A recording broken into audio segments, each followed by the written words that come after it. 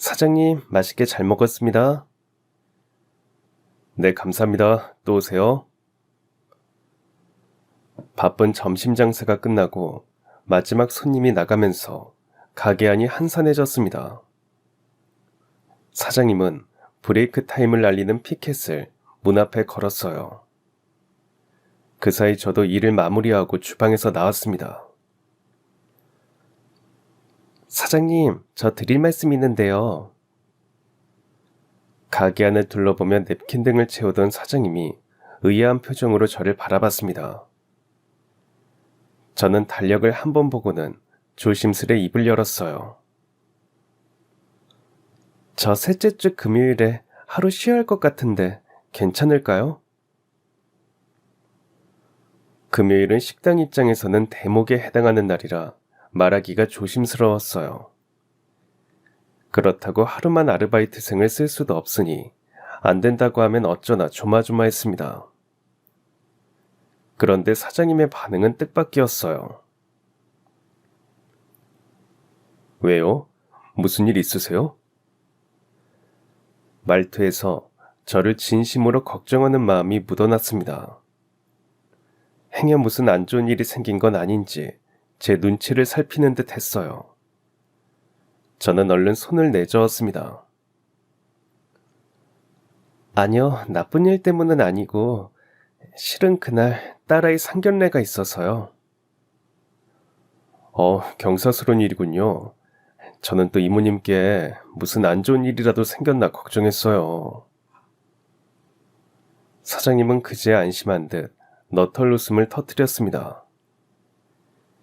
이모님한테 따님이 있었군요. 네, 자식은 다 그렇겠지만 저한테는 억만금을 줘도 바꿀 수 없는 귀한 아이예요. 그렇게 말하는데 순간 딸아이의 얼굴이 떠오르면서 저도 모르게 입가에 미소가 번졌습니다. 부모에게 자식은 누구든 금 같고 옷 같겠지만 저에게 딸아이는 더욱 남달랐어요. 아이를 갖고 낳고 키우기까지 그 무엇 하나 순탄치 않았거든요. 일단 아이를 갖는 일부터 저에게는 쉽지 않았습니다. 남편과 결혼하고 3년이 지나도록 좀처럼 아이가 들어서지 않았거든요. 뒤늦게 이런저런 검사를 받아보니 저에게 문제가 있었습니다. 결국 남편과 저는 시험관 시술을 받게 됐죠. 배란유도 주사를 맞고 난자를 채취하고 호르몬 주사를 맞고 그 과정들이 참 사람을 지치게 하더군요. 그렇게 몇 번 시험관 시술을 반복한 끝에 어렵게 아이를 갖게 되었습니다. 하지만 임신을 했다고 끝이 아니었어요. 아이가 생겼다는 기쁨도 잠시, 회사에서 일하다가 갑자기 진통을 느낀 저는 급하게 병원에 입원하게 됐습니다. 의사는 태반이 약해서 출산 때까지 무리하면 안 된다고 경고했어요. 당분간은 안정이 필요하다고 말했죠. 그때가 겨우 임신 4개월 차였습니다. 회사는 어떡하지? 지금부터 출산 휴가를 쓸 수는 없을 텐데. 당연히 쉬어야지. 어렵게 찾아온 아이인데 지금은 아이를 최우선으로 생각하자. 그래도 당신 혼자 벌려면 힘들 텐데. 내가 어떻게든 해볼게. 당신은 그런 걱정 말고 아이랑 당신 몸만 생각해. 알았지? 남편은 제 손을 잡고 그렇게 말했습니다. 당시에는 별다른 수가 없었어요. 저는 결국 퇴사하고 얼마간 더 병원 신세를 졌습니다. 태어난 후에도 행여 아이가 잘못될까봐 노심초사하며 하루하루를 보냈죠. 다행히 아이는 10개월 동안 무사히 제 뱃속에 머물다가 건강히 태어났습니다. 아이가 태어나고는 시간이 정신없이 흘러갔어요. 저는 아이를 돌보느라 남편은 회사 일 가고 아르바이트까지 하느라 바쁘게 하루하루를 보냈죠. 시댁과 친정 모두 지방에 있는 데다가 양가 모두 형편이 넉넉치 않아서 별다른 도움을 받을 수 없었습니다. 어떻게든 부부 둘이서 눈앞에 닥친 상황을 헤쳐나가야 했죠. 그래도 그때는 하루하루가 참 귀하고 행복했습니다. 여보, 윤희 봐봐. 뒤집게 하려나 봐. 진짜? 오, 우리 윤희 잘한다. 힘내라, 힘내라. 하루는 주말 오전에 둘이 모처럼 마주 앉아서 밥을 먹고 있는데 옆에 누워있던 딸아이가 꼼지락거리더니 몸을 돌리기 시작했어요. 저희 부부는 아이를 지켜보며 열심히 응원했죠. 아이는 결국 뒤집기에 성공했고 저희 부부는 박수를 치며 환호했습니다. 그 모습에 아이가 까르르 웃음을 터뜨렸죠. 그런 순간들이 지금도 눈을 감으면 마치 어제 일처럼 생생히 기억납니다. 어쩌면 제 인생에서 가장 반짝반짝 빛나던 순간이 아니었나 싶어요. 하지만 그 행복은 그리 오래가지 않았습니다. 생각지도 못한 불행이 우리 가족을 덮쳤기 때문이죠. 폭풍우가 몰아치던 밤이었어요. 회사 일을 마치고 대리기사 콜을 받고 나간 남편이 좀처럼 돌아오지 않았습니다. 저는 소파에 앉아 꾸벅꾸벅 졸면서 남편을 기다리고 있었죠. 장거리 손님을 잡았다며 얼른 다녀오겠다고 한 남편은 새벽 1시가 넘도록 돌아오지 않았습니다. 그러다 병원으로부터 한 통의 전화가 걸려왔어요. 박선호 씨 보호자분 맞으시죠? 지금 바로 응급실로 와주세요. 위급한 상황입니다. 전화를 받자마자 아이를 안고 병원으로 뛰었습니다. 폭풍우를 뚫고 병원에 도착했지만 남편은 이미 세상을 떠난 후였어요. 빗길에 사중 추돌 사고가 일어났다고 합니다. 남편은 실려온 사람들 중 상태가 제일 심각했다고 해요. 여보 일어나봐. 나랑 윤희 왔어. 제발 눈 좀 떠봐. 잠든 것처럼 누워있는 남편을 떨리는 손으로 흔들어 봤지만 남편은 미동도 하지 않았어요. 그렇게 저는 딸아이가 태어난 지 6개월 만에 남편을 허망하게 떠나보내고 말았습니다. 무슨 정신으로 장례를 치렀는지 기억이 잘 나지 않습니다. 반쯤은 넋이 나간 채로 손님을 맞이하고 상을 치른 것 같아요. 모든 게 마무리되고 남편 없는 집에 딸과 단둘이 있자니 그제야 현실이 조금씩 와닿기 시작했습니다. 슬픔보다 저를 더 강하게 짓누른 건 막막함이었어요. 이 어린 것을 혼자 어떻게 키워야 하나 눈앞이 깜깜했습니다. 하지만 마냥 주저앉아 있을 수만도 없었어요. 배고프다고 보채는 딸아이 입에 밥이라도 한 숟갈 더 먹이려면 당장 나가서 일을 해야 했습니다.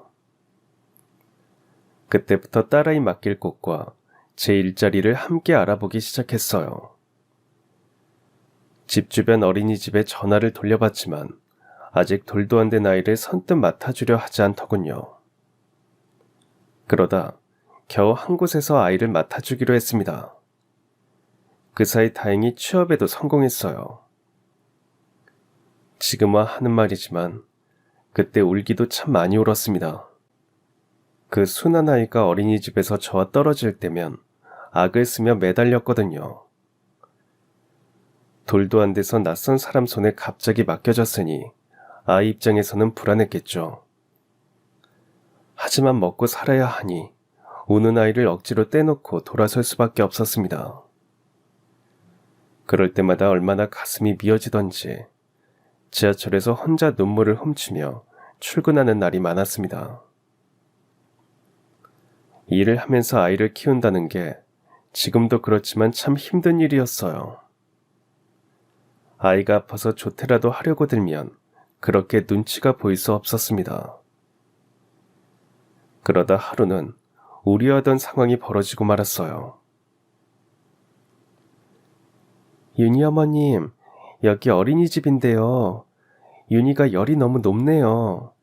방금 쟀는데 39도까지 올라갔어요. 바로 하원하고 병원으로 데려가셔야 할 것 같아요. 그 전화를 받는데 심장이 철렁 내려앉았습니다. 하필 그날은 아침부터 거래처에서 일이 터져서 전 직원이 사고를 수습하느라 정신이 없었어요. 이런 상황에서 자리를 비우는 건 상상도 못할 일이었죠. 저는 결국 얼굴만 알고 지내던 같은 반 아이 엄마에게 어렵게 연락을 했습니다. 안녕하세요. 저 윤희 엄마인데, 네, 잘 지내셨어요? 다름이 아니라 좀 부탁드릴 게 있어서요. 아이가 열이 난다고 하는데 제가 지금 바로 갈 수가 없어서요. 아이 좀 잠시 맡아주실 수 있을까요? 초면에 이런 부탁드려서 정말 죄송합니다. 저는 아이 엄마에게 상황을 설명했습니다. 지푸라기라도 잡는 심정으로 절박하게 매달렸죠. 제 목소리가 하도 안 돼 보였는지 아이 엄마가 딸을 대신 병원에 데려가 주겠다고 하더군요. 저는 거듭 감사 인사를 전하고 전화를 끊었습니다. 그날 퇴근하고 아이 엄마에게 사려할 것들을 사서 부랴부랴 딸아이 친구 집으로 향했어요. 딸아이는 그새 울다 지쳐 잠들어 있더군요. 딸아이를 업고 집으로 돌아오는데 등 뒤로 뜨끈한 미열이 느껴졌어요. 이 어린 게 얼마나 아프고 서러웠을까. 그런 생각을 하니 눈물이 핑 돌았습니다. 집으로 돌아와 아이를 눕히고 이마에 물수건도 얹어줬습니다. 잠든 아이를 가만히 내려다보는데 저도 모르게 눈물이 흘렀어요. 저한테도 딸아이에게도 그날은 참 고된 하루였거든요. 그런데 뒤척이던 딸아이가 천천히 눈을 뜨더군요.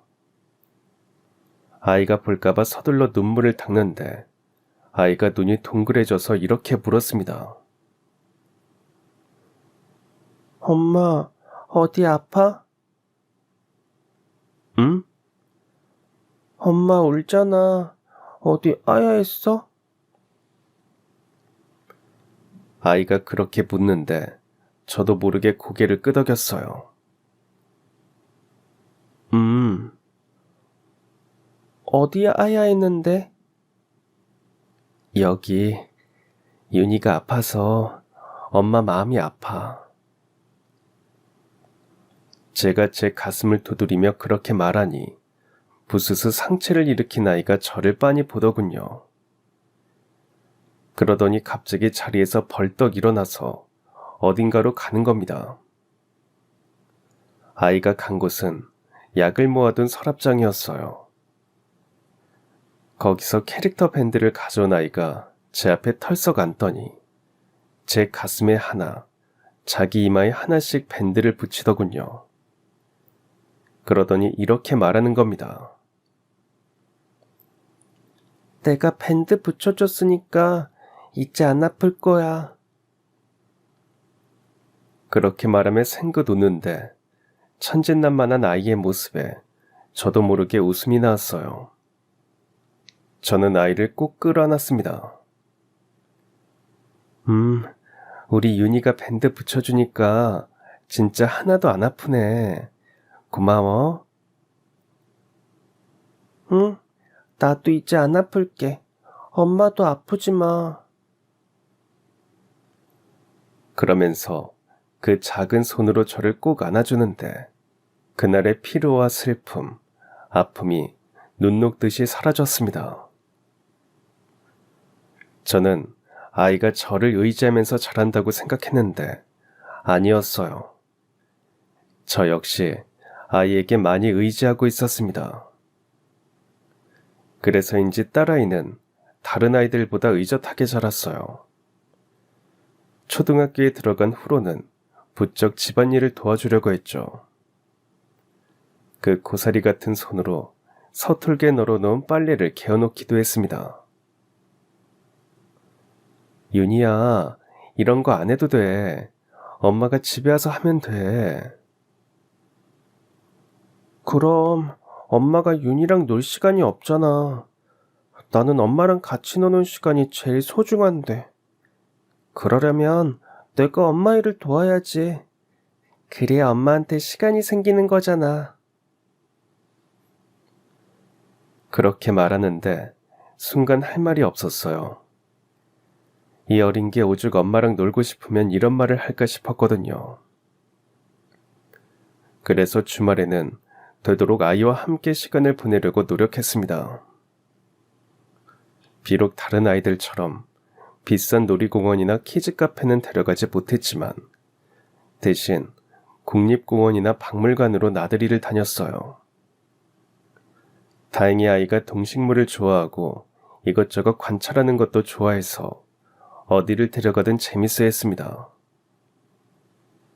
아이는 어느덧 자라 중학생이 되었고 저는 그 사이 직장을 옮겼습니다. 원래 다니던 직장에서 권고사직을 당하고 좀처럼 일자리를 구할 수 없었어요.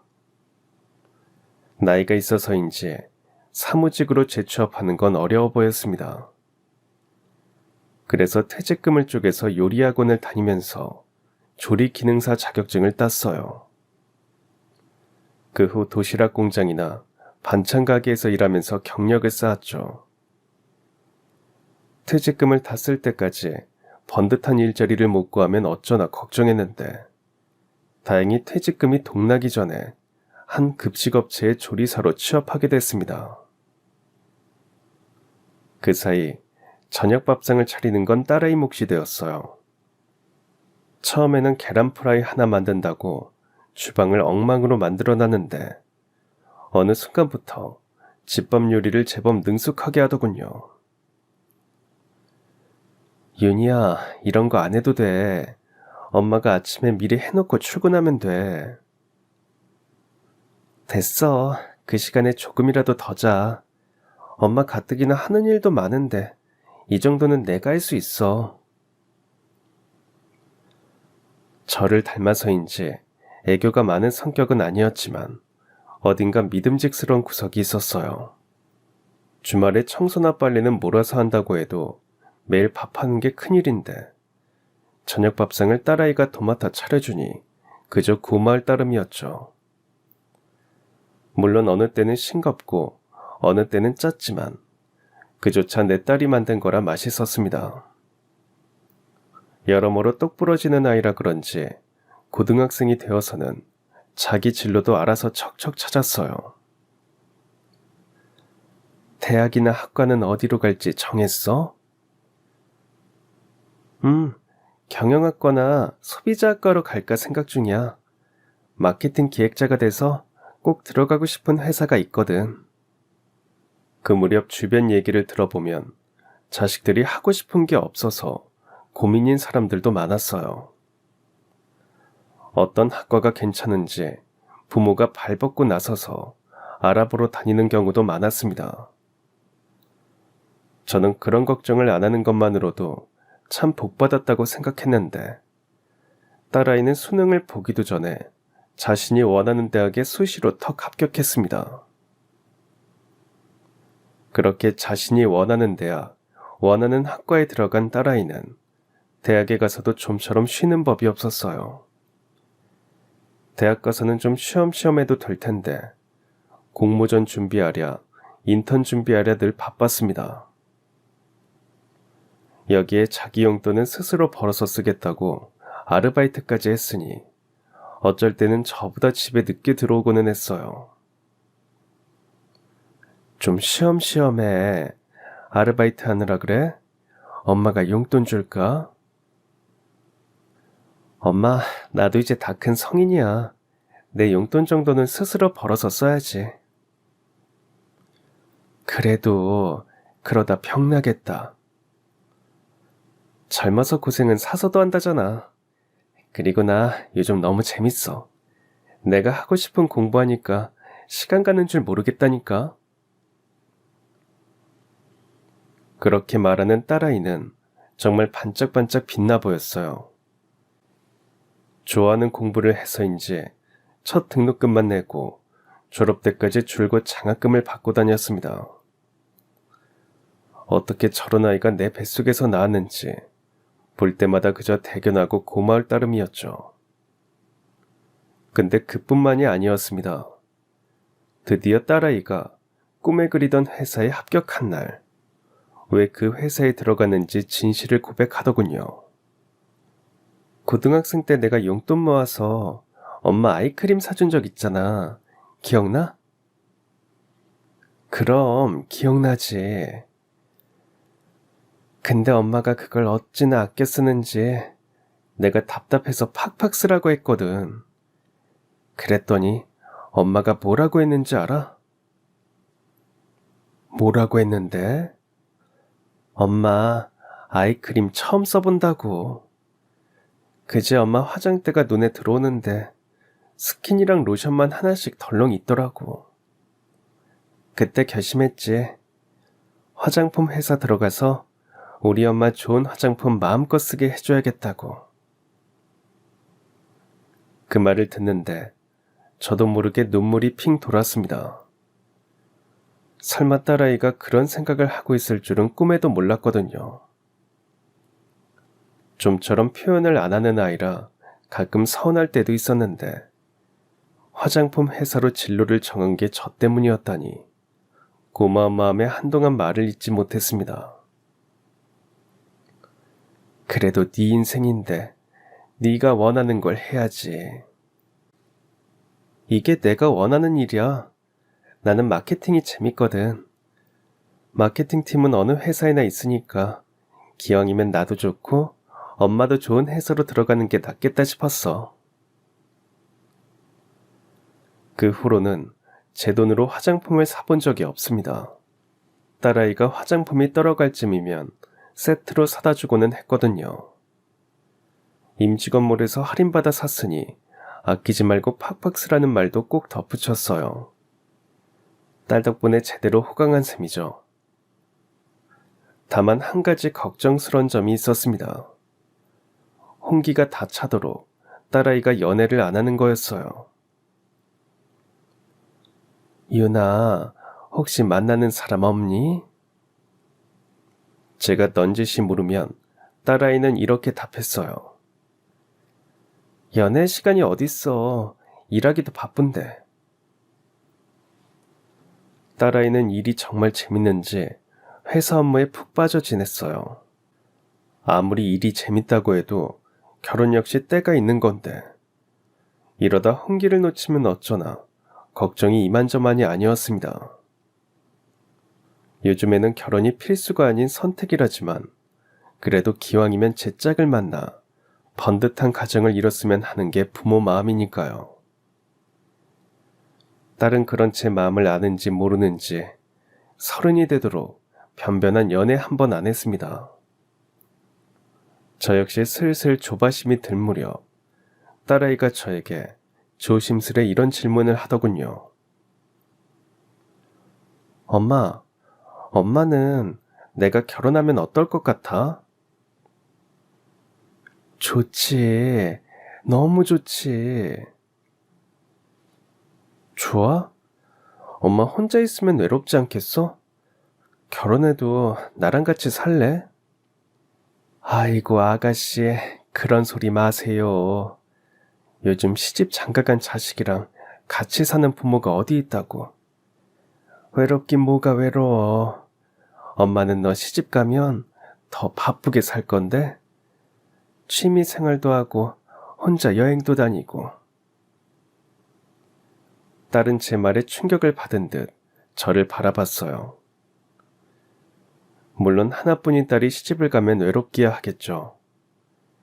든자리는 몰라도 난자리는 안다고 평생 둘이 복닥거리며 살았는데 딸이 나가면 한동안 집이 썰렁할 겁니다. 하지만 그 역시 결국은 제가 견디고 적응해야 하는 삶이었어요. 저 외롭다고 다 큰 딸을 평생 옆에 붙들어둘 수는 없으니까요. 좀 서운하네. 난 엄마 걱정돼서 여태 말도 못했는데. 선하기는 자식이 온전히 제가정 꾸려 독립해야 부모로서 역할을 다한 거야. 딸은 제 말에 복잡한 표정이 되었습니다. 그러더니 얕은 한숨과 함께 뜻밖의 이야기를 꺼냈어요. 나 실은 만나는 남자 있어. 뭐? 이번에는 제가 깜짝 놀랐습니다. 딸이 연애를 하고 있는 줄은 정말 꿈에도 몰랐으니까요. 등잔 밑이 어둡다고 벌써 3년째 만나는 친구가 있다고 했습니다. 아무리 도나기로서니 딸이 연애하는 것도 몰랐다니 스스로가 한심했습니다. 누군데? 어디서 만났어? 어디 살아? 나이는? 엄마, 하나씩 물어봐. 그렇게 1시간이 넘도록 딸아이가 만나는 남자에 대해 들었습니다. 3년을 넘게 사귀어서인지 남자 쪽에서 슬슬 결혼 이야기를 꺼낸 모양이에요.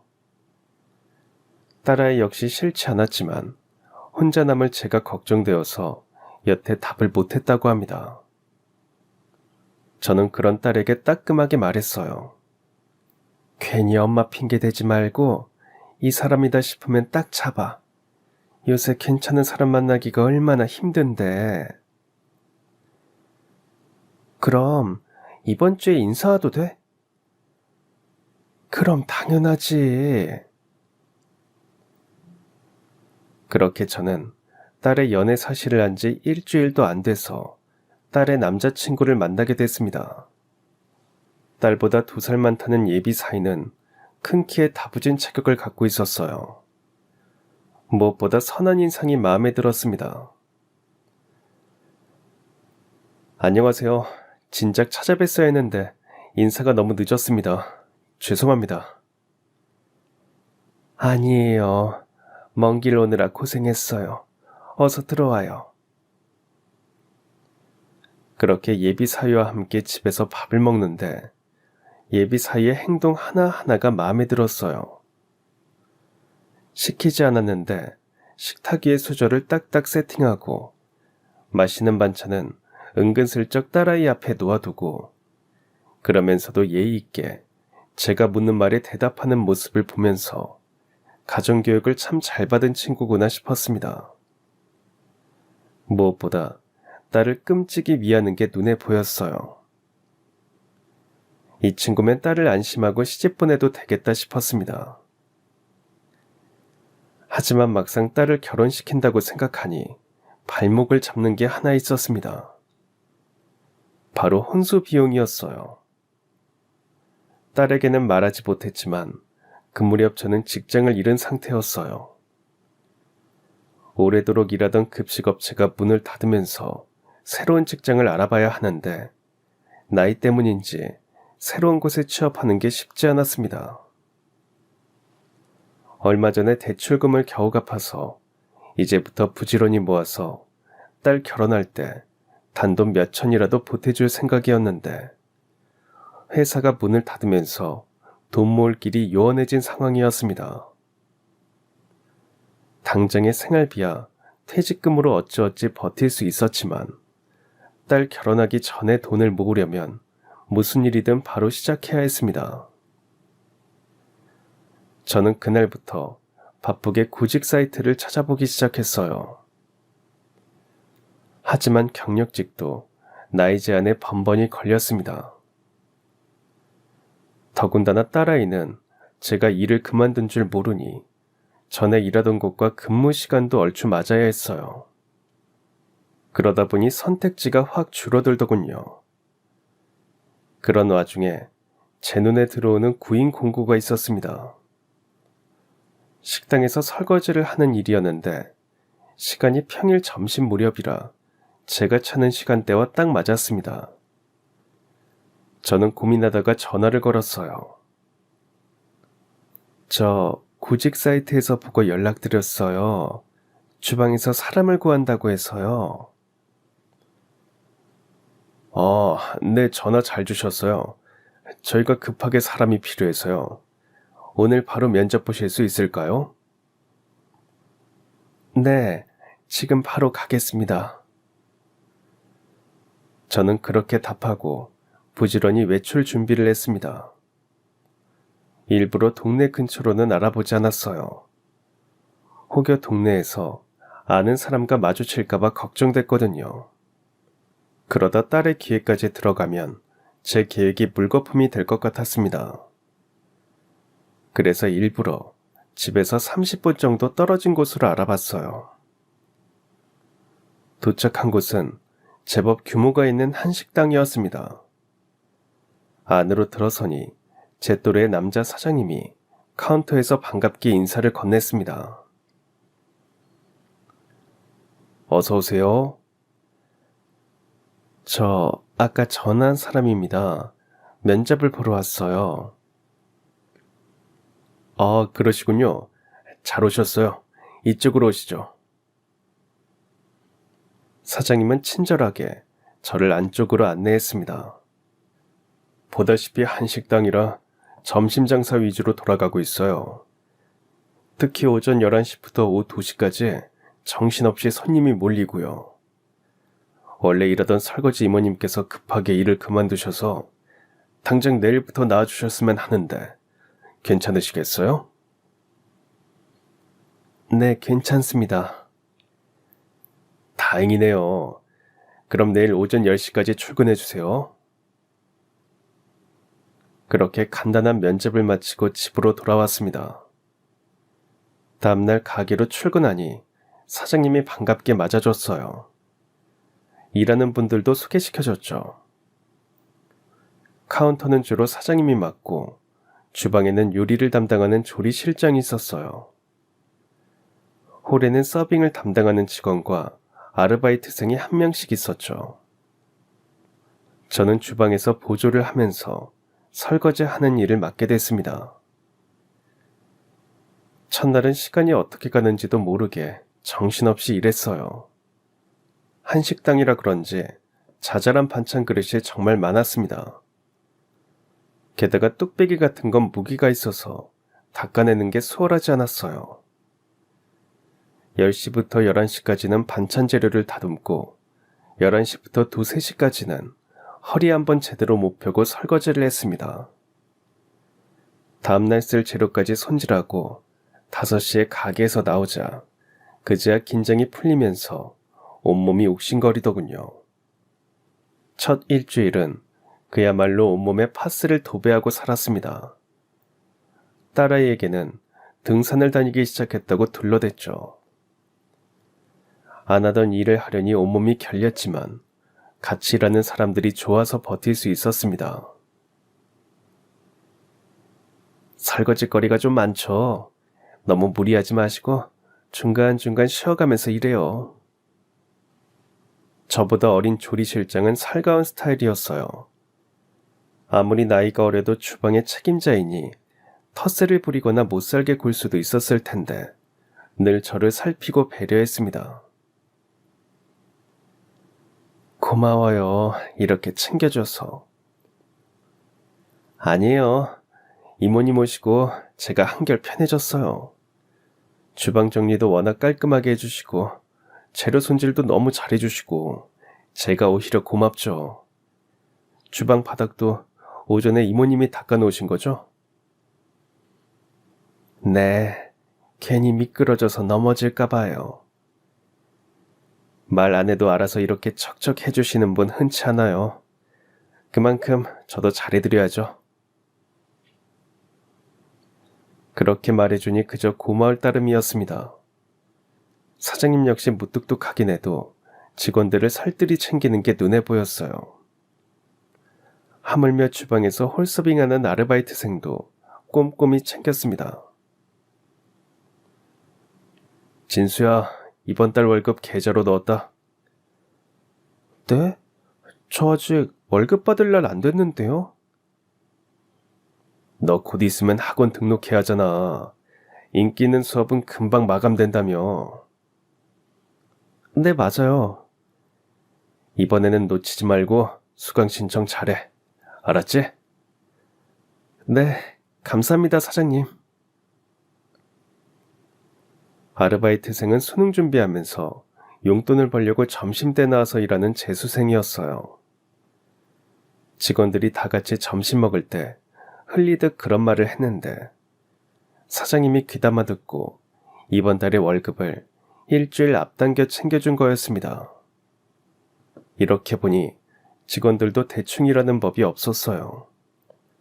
주방에서나 홀에서나 다들 적극적으로 일했죠. 저 역시 단순히 주어진 일만 하지 않고 주방을 좀 더 나아지게 만드는 데 힘썼습니다. 동선에 맞게 조리도구를 재배치하고 그릇이나 식기류들도 좀 더 꺼내기 쉽게 옮겨놨죠. 하루는 사장님이 주방에 들어왔다가 바뀐 모습을 보고 깜짝 놀랐습니다. 이거 누가 이렇게 바꾼 거예요? 아, 제가 바꿨는데 이상한가요? 다시 원래대로 돌려놓을까요? 괜한 짓을 했나 싶어 잔뜩 긴장했는데 사장님이 손사래를 쳤습니다. 아니요. 너무 잘 바꿔놓으셔서 여쭤봤어요. 어떻게 이런 생각을 하셨어요? 전에 대형 급식 업체에서 일했거든요. 조리도구나 그릇 위치만 바꿔도 동선이 간결해지면서 일하기가 훨씬 편하더라고요. 조리 시간도 단축되고요. 급식업체에서는 어떤 일을 하셨는데요? 조리사로 일했어요. 조리사 자격증이 있어서. 그러셨군요. 사장님은 제 말에 고개를 끄덕였습니다. 그로부터 며칠 후 생각지도 못한 일이 벌어졌어요. 조리실장과 사장님이 신메뉴를 개발하는 문제로 이야기를 나누다가 갑자기 저를 부른 겁니다.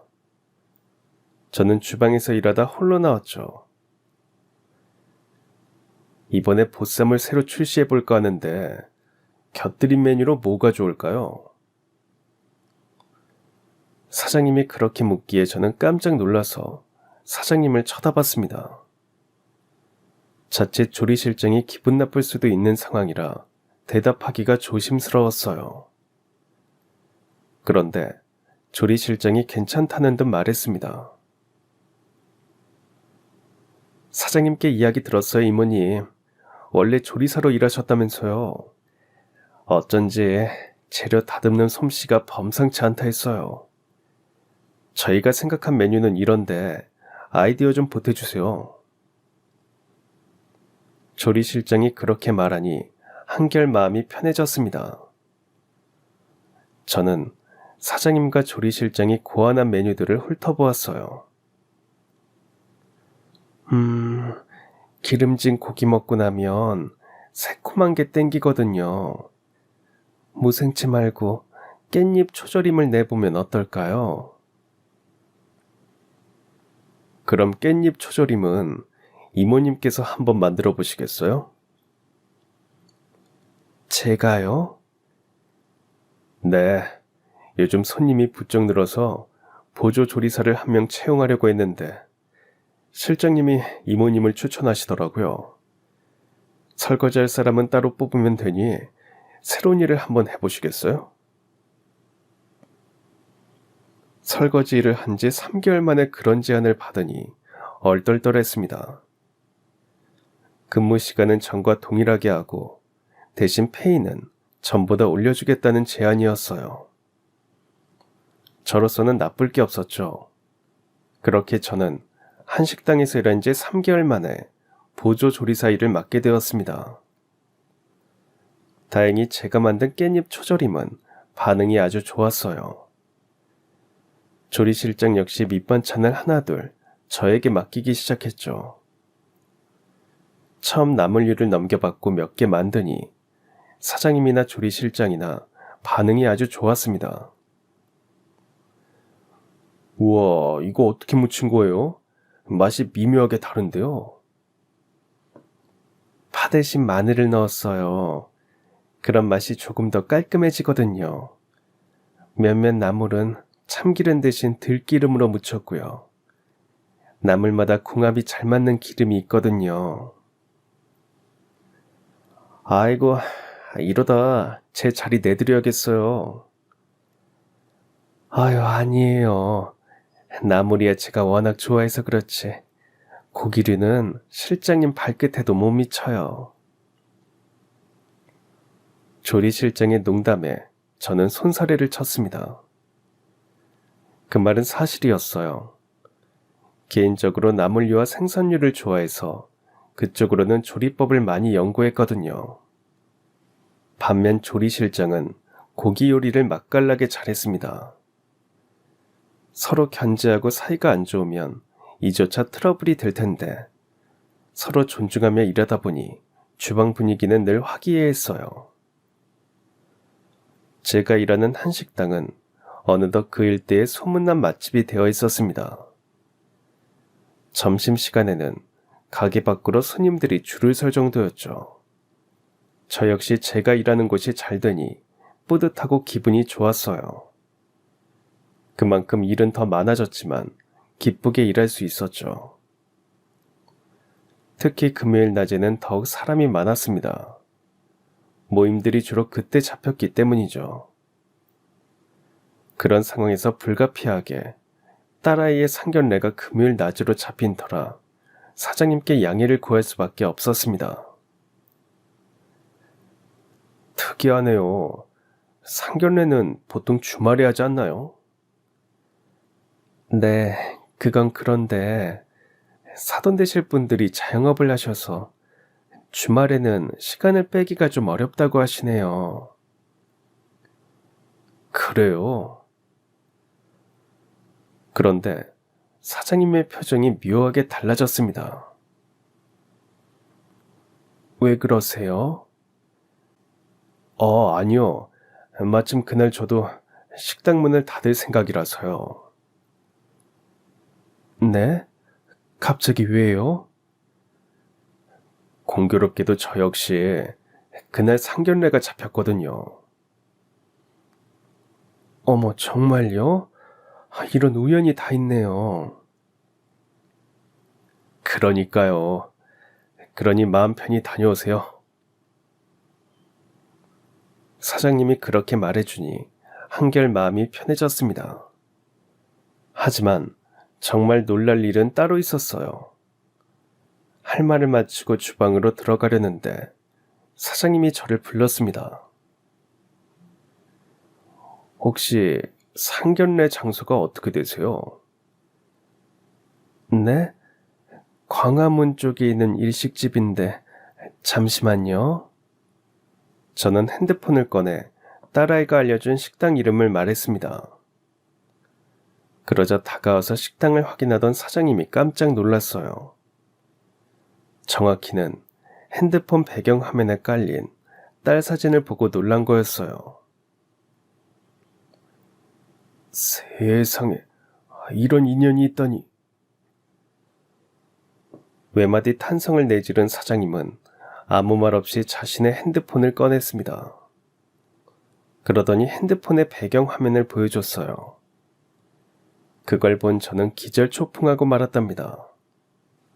사장님의 핸드폰에는 다름 아닌 제 예비 사위의 사진이 떡하니 깔려 있었어요. 아니, 무슨 이런 인연이 다 있답니까? 윤희가 이모님 딸일 줄이야? 그럼 태호 아버님이 사장님이신 거예요? 네, 맞습니다. 제가 바로 태호의 애비 되는 사람입니다.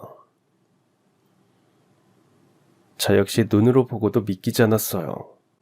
설마 예비 사돈이 제가 일하는 식당의 사장님일 줄은 정말 꿈에도 몰랐습니다. 예비 사돈이 이렇게 가까이 있는 줄은 모르고 있었네요. 사장님 역시 저와 같은 생각이었는지 감탄 어린 목소리로 그렇게 말했습니다.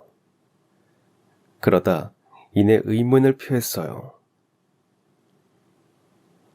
근데 윤희 말로는 어머님께서 급식업체에서 일한다고 들었는데 무슨 사정이 생기신 건가요? 네, 실은 얼마 전에 일하던 곳이 문을 닫았어요. 그래서 이직할 곳을 알아보는데 나이 때문에 재취업이 쉽지 않더라고요. 딸 결혼할 때 단돈 몇 푼이라도 보태주고 싶어서 일할 곳을 찾다 보니 여기까지 오게 되었네요. 그러셨군요. 그럼 윤희는 이모님께서 식당 일 하는 걸 모르고 있는 건가요? 네. 제 말에 사장님은 잠시 침묵했습니다. 그러더니 뜻밖의 말을 꺼냈어요.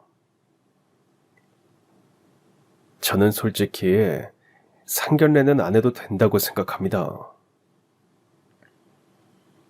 갑작스런 말에 놀라서 저는 사장님을 쳐다보았어요. 그게 나쁜 의미인지 좋은 의미인지 알 수 없었거든요. 집안 차이가 너무 난다는 뜻일까 걱정했는데 그게 아니었습니다. 사부인께서 어떤 분인지 누구보다 잘 아니까요. 게다가 딸 혼수에 보태려고 이렇게 몰래 일하시는 모습을 보니 딸을 얼마나 지극정성으로 키웠는지도 알 것 같습니다. 사장님, 따님께 굳이 이 사실을 밝히고 싶지 않다면 저도 말하지 않겠습니다. 저는 사부인 뜻에 따르겠습니다. 식당에서 계속 일을 할지 여부도 오롯이 제 판단에 맡기겠다고 하셨습니다. 사장된 입장으로는 제가 계속 일해주었으면 하지만 사장님이 사돈인 걸 안 이상 제가 불편할 수도 있다고 생각한 거였죠. 저는 고민해보겠다고 답하고 집으로 돌아왔습니다. 마침 다음 날이 주말이라 이틀 동안은 식당에 가지 않고 어떻게 할지 고민해볼 수 있었어요. 저는 고민하다가 딸아이에게 진실을 털어놓기로 마음먹었습니다. 상견례를 안 할 것도 아니고 상견례 장소에서 사장님을 만났는데 모르는 척하기도 이상하다고 생각했기 때문이죠. 그날 저녁 딸아이와 밥을 먹고 간단히 맥주를 한잔 했습니다. 이런저런 이야기를 나누다가 조심스럽게 딸아이에게 통장 하나를 건넸어요. 딸아이는 눈이 동그래져서 통장을 바라봤죠. 이게 뭐야? 얼마 안 돼. 너 혼수 장만하는데 보태 쓰라고. 괜찮아. 나 모아놓은 돈 있어. 윤희야. 예상대로 통장은 열어보지도 않고 펄쩍 뛰는 딸을 보며 저는 담담히 말했어요. 그간 너한테 해준 게 없잖아. 대학 등록금도 네가 벌어서 갚고 용돈도 다 네가 벌어서 쓰고. 왜 해준 게 없어? 나는 뭐 거저 컸어? 엄마가 이만큼 키워준 거지. 그것만으로도 충분히 감사한데 뭘 이런 것까지 주려고 해. 그게 엄마 마음이야. 뭘 해줘도 부족한 것 같고 뭘 해줘도 아깝지 않고. 엄마 마음이니까 그냥 받아줬으면 좋겠어. 하나밖에 없는 딸이 결혼하는데 이 정도도 못 해주면 엄마 마음이 너무 무거울 것 같아. 제 진심 어린 말에 딸은 한참 동안 아무 말도 하지 않았어요. 잠깐의 침묵이 흐르고 제가 다시 천천히 입을 열었습니다. 그리고 너에게 할 말이 있어. 저는 다니던 직장이 문을 닫고 일자리를 구하다가 식당에서 설거지를 하게 된 과정을 이야기했어요. 딸은 제 이야기에 충격을 받은 듯 했습니다. 혼수에 보탠다고 그런 일까지 했으리라고는 생각하지 못한 모양이에요. 설마 그럼 엄마 등산 다닌다고 파스 덕지덕지 붙인 게. 맞아. 그 무렵부터 일을 시작했거든. 뭐하러 그렇게까지 했어. 나한텐 말도 안 하고. 엄마가 그러면 내가 뭐가 돼? 아니나 다를까 딸은 속상함에 눈물을 터뜨렸어요. 저는 그런 딸을 다독였습니다. 엄마가 돼서 그 정도는 해주고 싶었어. 널 위해서가 아니라 날 위해서 한 일이야. 안 그러면 내 마음이 너무 무거울 것 같아서. 그건 진심이었어요. 하나밖에 없는 딸이 결혼하는데 제가 할 수 있는 선에서는 뭐든 해주고 싶었습니다. 딸은 다행히 제 마음을 이해해줬어요. 그러다 한식당 사장님이 예비 사돈이라는 말을 듣고는 깜짝 놀랐습니다. 아버님이 운영하는 곳이었다고? 나도 몰랐어. 사장님도 몰랐고. 네 상견례 날짜 때문에 그날은 쉬어야겠다고 얘기하다가 알게 됐거든. 상견례 날짜는 물론 장소까지 같으니까 아무래도 이상하다 싶으셨나 봐. 서로가 예비 사돈임을 알게 된 이상 식당에서 계속 일을 할지 말지 결정할 권한도 저에게 넘겼다고 말했어요. 그러자 딸 역시 고민하는 눈치였습니다. 엄마는 어떻게 하고 싶어? 엄마는 너만 괜찮다면 계속 일하고 싶어. 괜찮겠어? 힘들지 않아? 힘은 들어도 거기서 일하는 게 재밌거든. 내가 만든 음식을 사람들이 맛있게 먹는 걸 보는 것도 기분 좋고, 같이 일하는 사람들도 좋고. 딸을 시집 보낸 후에도 제 생활비 정도는 제가 벌어서 쓰고 싶었어요. 다행히 사장님도 괜찮다고 말했으니 딸아이만 오케이 하면 그대로 일을 계속하고 싶었습니다. 잠시 고민하던 딸아이는 제 뜻을 존중해줬어요. 엄마가 그렇다면 그렇게 해. 나는 엄마 뜻을 존중할게. 그렇게 주말이 지나고 저는 사장님에게 제 뜻을 전했습니다.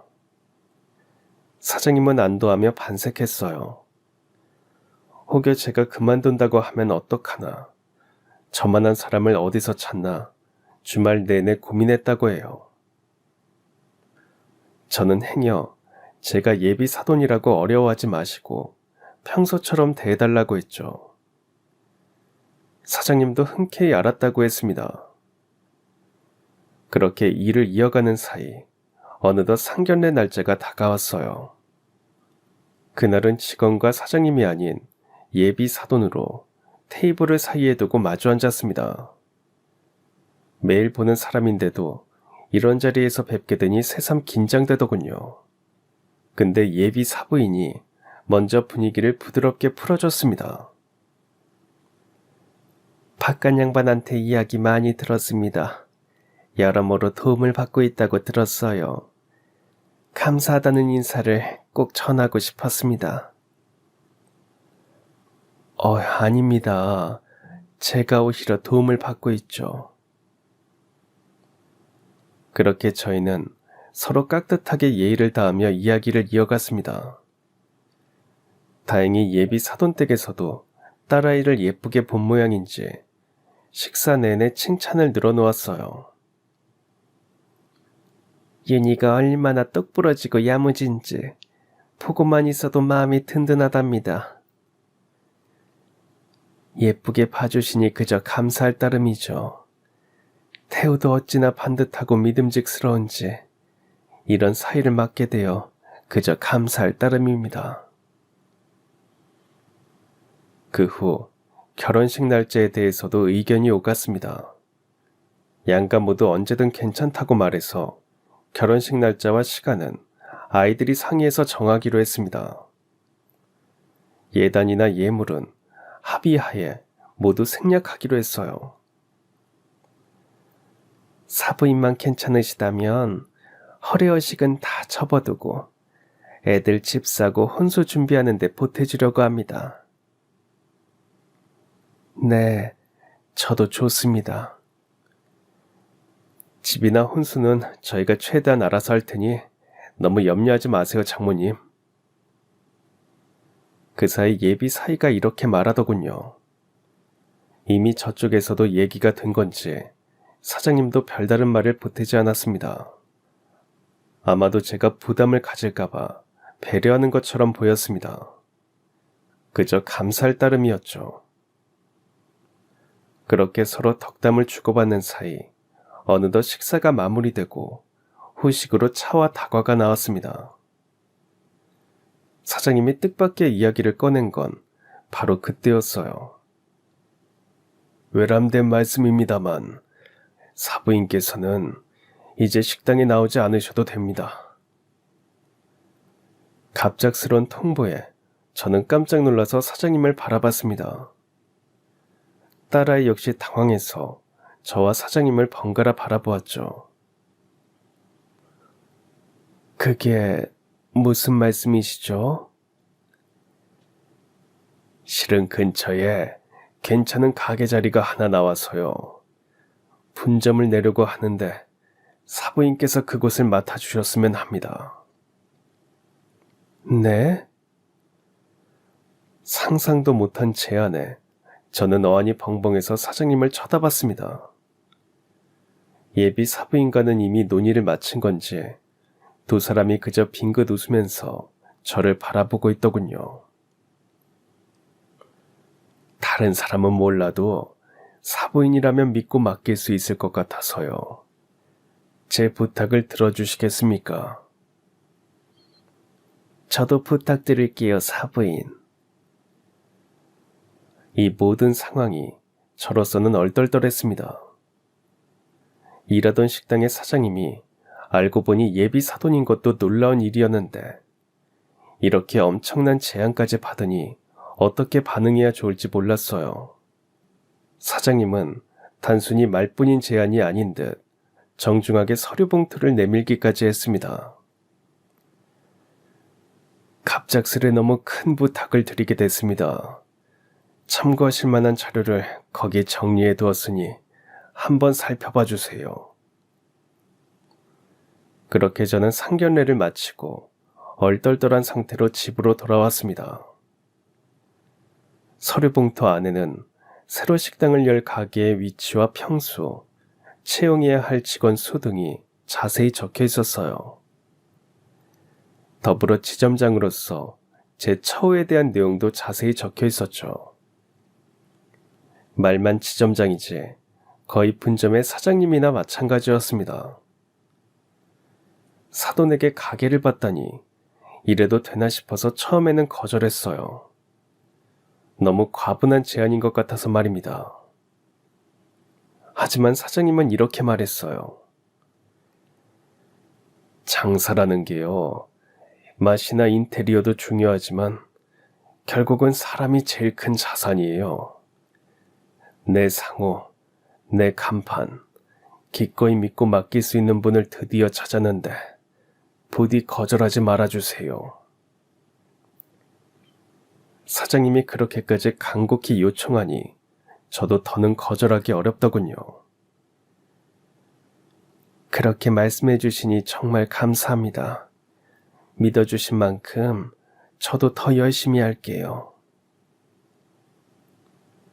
얼마 후 딸아이는 양가의 축복 속에 결혼식을 올리게 되었습니다.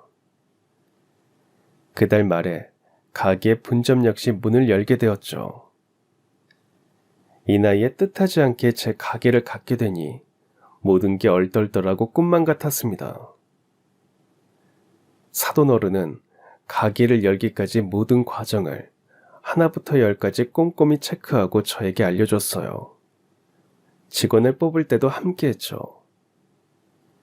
그렇게 문을 연 가게는 금세 자리를 잡았고 반년도 안 되어서 본점만큼 손님을 끌게 되었습니다. 점심 장사 위주로 한 터라 다행히 체력에 큰 무리가 가지는 않았어요. 본점이나 분점이나 점심 장사에 집중하고 퀄리티를 유지하자는 방침에 따랐기 때문이죠. 그 사이 또 하나 큰 경사가 생겼습니다. 바로 눈에 넣어도 아프지 않을 손주가 태어난 거죠. 실은 제가 아이를 갖는데 어려움을 겪은 터라 딸도 그러면 어쩌나 내심 걱정이 많았습니다. 그런데 딸은 저와 달리 결혼하고 1년도 되지 않아 아이를 가졌어요. 또 저와 달리 막달까지 회사를 다니고 무사히 육아휴직을 쓸 수 있었습니다. 손자는 자식과 다르다더니 태어나고 보니 정말 그랬습니다.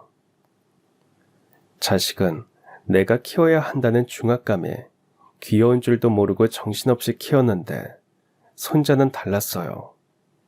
하나부터 10까지 안 예쁜 구석이 없었습니다. 아이고, 요 녀석 봐라. 누굴 닮아서 이리 똘똘할까? 누구긴 누구예요. 우리 며느리 닮았죠. 새아가 닮아서 코 오똑한 것 좀 보세요. 코는 우리 사이 닮아서 오똑한 것 같은데요. 주말이면 아이들 집에 모여서 함께 손주를 돌보는 게 저와 사돈댁의 루틴이 되었습니다. 손주의 예쁜 곳을 발견할 때마다 서로 며느리 닮았다, 사이 닮았다 칭찬하기 바빴죠. 더불어 사부인은 큰 결심을 하셨습니다. 새아가, 네가 일하고 싶거든 언제든 복직해라.